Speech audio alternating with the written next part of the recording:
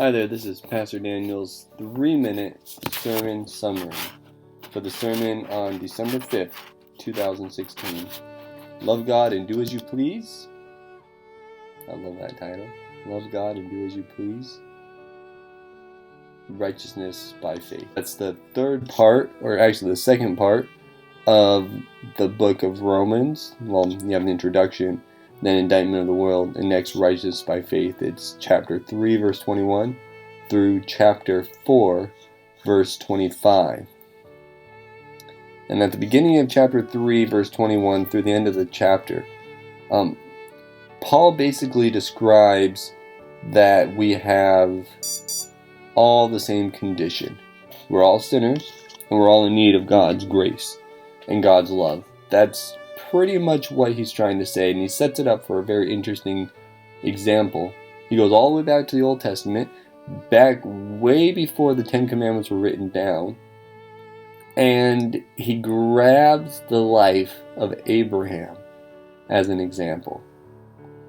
And he says that God made this promise to Abraham, and after he made that promise to Abraham, Abraham believed. What was the promise?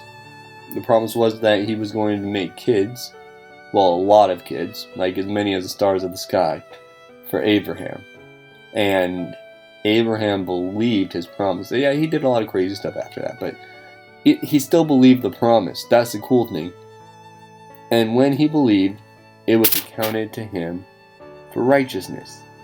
He didn't need to go and get circumcised. Well, he did get circumcised, but it was a sign that he believed. It wasn't so that he could be saved. Nobody's ever been saved by being circumcised. Nobody's ever been saved by being a child of Abraham. They've simply been saved by believing in the God who makes promises and brings things that don't exist into existence.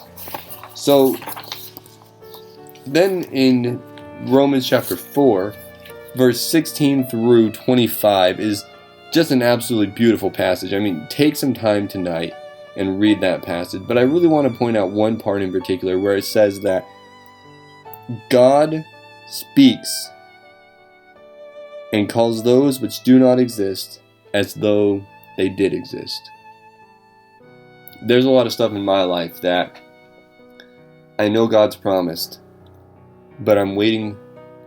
Well, I believe, at least I try to, by God's grace I do, that there's something coming into my life, that God has spoken a great purpose into my life, that God has spoken health and happiness in my home, that God has spoken finances, that God is really caring, and he said this will exist for Daniel. And I know he said that for you too. I know that there's something in your life that God has spoken into existence, and he's going to give that to you. Verse 20 says that Abraham did not waver at the promise of God through unbelief, but he was strengthened in faith and giving glory to God.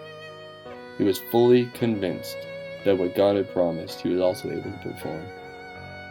Jesus Christ was fully convinced also that what God had promised, he was fully able to perform. He raised up a family from a 100-year-old man who got a 90-plus-year-old woman pregnant. Pretty good, huh? Then, he raised up a man that died on the cross, beaten and bruised, with a broken heart. He raised him up.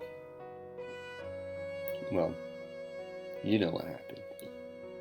And set him on the throne in heaven, so that you and I can go there with him too.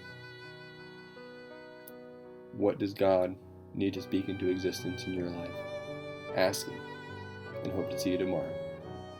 God bless you. Have a blessed Sabbath.